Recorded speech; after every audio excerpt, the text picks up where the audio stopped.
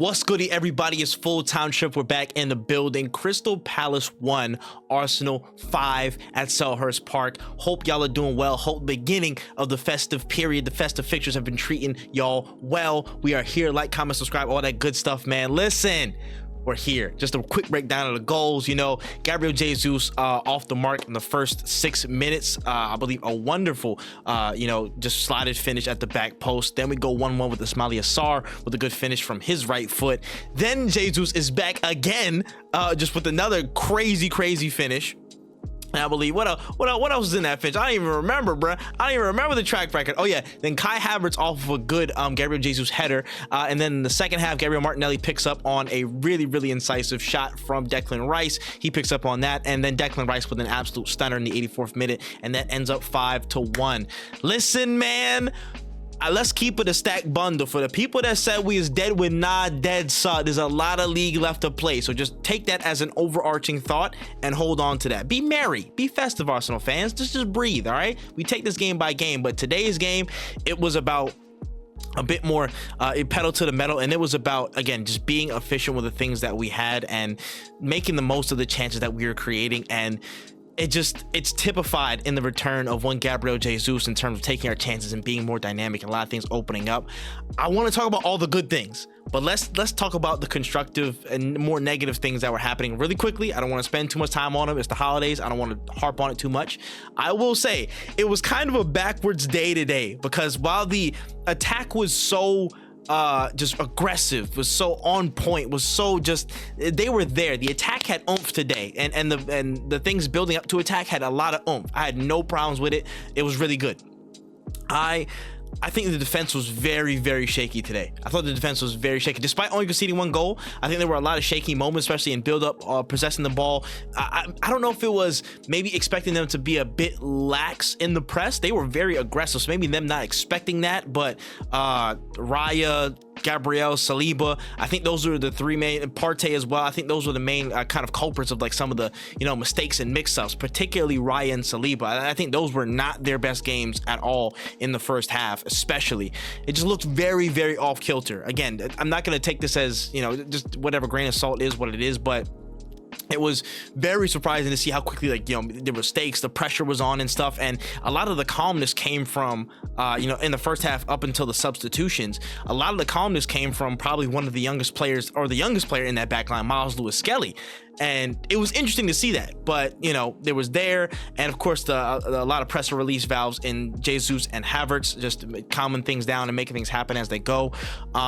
But yeah, constructive wise thing on that, it was not the best game from our back line and our goalkeeper. Some of the defensive tracking, again, that was Partey, I think, in at least 2 instances. I think one in the beginning of the first half, a second half, when there was a quick save off to the left and it resulted in a corner like a minute into the game, into the second half. And then the goal we conceded, tracking that down.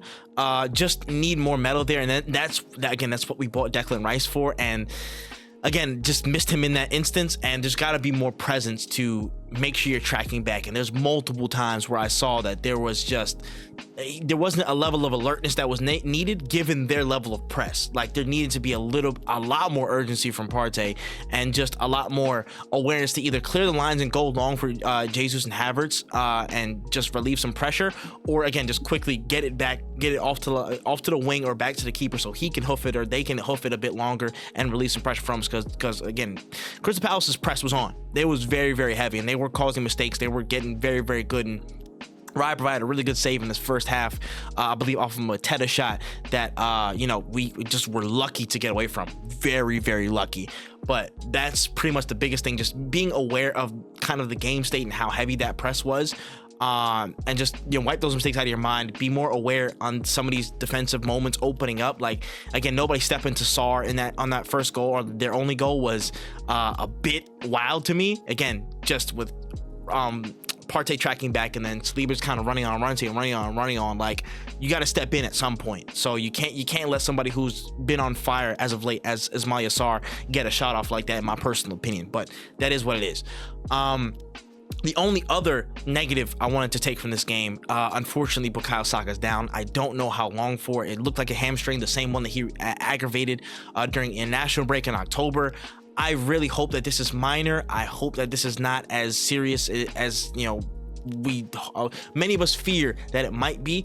So yeah, we just got to see what happens in the days and weeks to come. Luckily the next game is Ipswich, so hopefully we don't need, you know, his services, and hopefully the rest of the team can do the job. But with like 9 games in January, we need everybody to be fit and at their best, and I'm glad that a lot of people are coming back. But you know, it's like soul for a soul. What did it cost? Everything, bro. Like, I don't want to Thanos this. I don't want to lose Mikhail just to, you know, play a little bit better in the attack. Like, bro, we can do all these things together if all our players are healthy, but it's just the trade-offs of the moment. But hopefully he is healthy and well. But positives today, that attack and that setup, again, 4-2-4, again, pedal to the metal, get those balls up to Havertz and to Jesus, and just watch play flow. It was wow.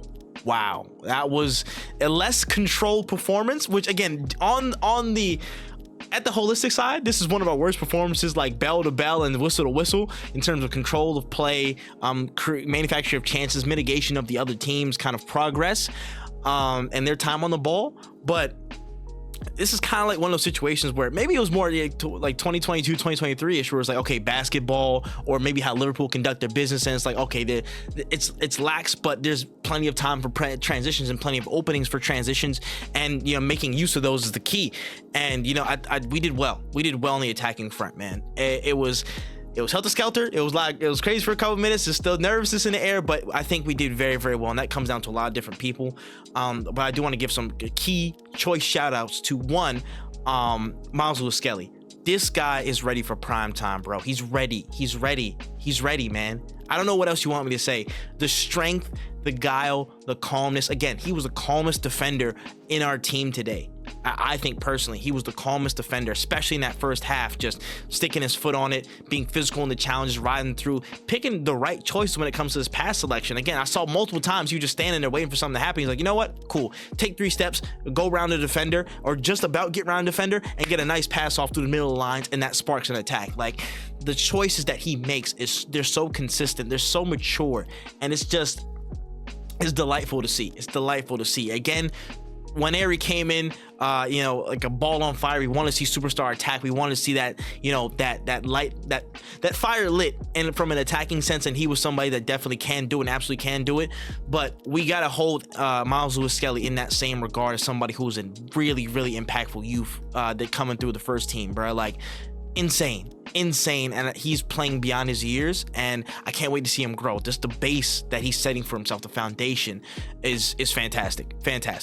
Let me see who else was in the team today. Who I want to shout out, Kai Havertz. I want to give a big shout out to. He had a big game was ahead of him, again, with him and Jesus. When they receive the ball, there's so much space in between, you know, the midfield and the attack, them coming to receive a long ball, holding on to it, retaining possession, and then kick-starting things, you know, with their play being involved from left center mid, which does work in these circumstances. And he did well. He did his thing, man. Found himself in the right places at the right times. Just absolute beast in these duels, and again, carrying things down to help us win territory. It's so important when the game was so intense. It was very, very important, and I'm glad he did what he did. I'm glad he was in the right place at the right time to get his goal as well. Very, very good, you know, timing on that, and loved his performance. I thought it was great for the about 60 minutes he was on, and again, he came off at sometime in the second half, so which is good. You know what? That was fair. I'll say defenders did pick up in the second half. I'll give them some slack. Timber did pick up in the second half out of the bunch, so I think he was probably the most improved out of the defenders. But the best defender to me today was Miles Lewis-Skelly. I'd say Odegaard had an okay game. Saka I can't really rate because, again, down with the injury. Partey, I gave y'all my thoughts already. I'll give a shout out to Martinelli. Martinelli's another one where he had to swap wings at this point, and we saw a little bit of this at the last game of the season, I believe. Last season, I think it was Everton. I was literally in the stadium for this last game, but it was Everton, I believe, and we played that. And he played really, really well at right wing. Again, just driving down the line. It was pretty much not too much of a variation, but he got a lot more joy down the right-hand side. And it just felt like, not necessarily more natural, but just had a lot more love and a lot more production from that side. Maybe it's I don't know if it's the dynamics. I don't know if he's just making the right decisions from being on the opposite side. I don't know. But I'll tell you that this being on that side and the right wing today, and also the presence of Jesus allowing him to, you know, roam centrally, just gave him that joy back. Again, we saw how much life he got last season when him and Jesus combined and allowed him space and allowed him to, you know, move about and be more free in his role instead of having that rigid one stop 1v1 do that. Listen, we know his technical bag isn't as deep as we'd love it to be, but the work ethic he provides and the moments that he's starting to pick when he gets more room to do that in the team, he's gonna find a spot. He was in lovely position for the goal today, did great work on that right hand side, and if Saka's out for longer than a game, I think we're gonna need him, we're gonna need Sterling, but Martinelli's putting out a really good case for himself to, you know, improve and stay, you know, starting in this team. So good for him. Man of the match today, Gabriel Jesus. What more do you want from him, bro? Confidence is better PEDs than whatever Mudryk took. The confidence is better than any PEDs that Mudryk took, bro. This is crazy. This is what confidence does. This man has spawned back into pre-World Cup form in a matter of 2 games. Again, it's Crystal Palace, we get it, but they're not an easy side just to roll over. They're gonna get at you. They're gonna have, you know, some attacking players. They're gonna have some real good moments. And in terms of defense, they're not pushovers either. So you got to pick your spots. You got to be quality. And Jesus was quality, man. Just retaining the ball, being involved in the defensive work, advancing us up the pitch. Again, those moments where a long ball is played in either from Raya or from, you know, what's it called? Any of the midfielders, and Jesus comes out ahead in between the 2 lines, in between the lines, receives it and just turns or finds the right pass to go off. He was playing, oh, the hat's gone. He was playing like pre-World Cup Jesus, and that's the Jesus we fell in love with, man. That's the one I want to see. Aggressive in between the lines, always making something happen, just real like comprehensively dangerous, and that bleeds to the rest of the team. That bleeds through everybody, and that's what's galvanized. Perfect timing that galvanizes everything that we do going forward, and it just flows, man. It just flows. This is what we want to see. It's what we want to see, man. Jesus, just absolute wonderful take for the first goal. Technically the assist for Havertz, wonderful header, and that second goal that he got was ridiculous finish, bro. I have no other things I put my hands up, bro. I thought the injuries were too much for him to, you know, overcome and say, yo, listen, he can be back to the form that he was, but he shut me up seriously over this weekend. I hope it can continue and grow, especially in this time where so many games are coming thick and fast, and we need our attackers to be on their best performance, their best behavior, and give us the platform we need. I still think we need a left winger. I still think another CF center forward is needed long term, but Jesus is making that claim to say, yo, listen, my story isn't done yet. So I'm happy for him. Mikel Arteta did a wonderful, you know, performance today. I think he put out a really strong team, a really good team.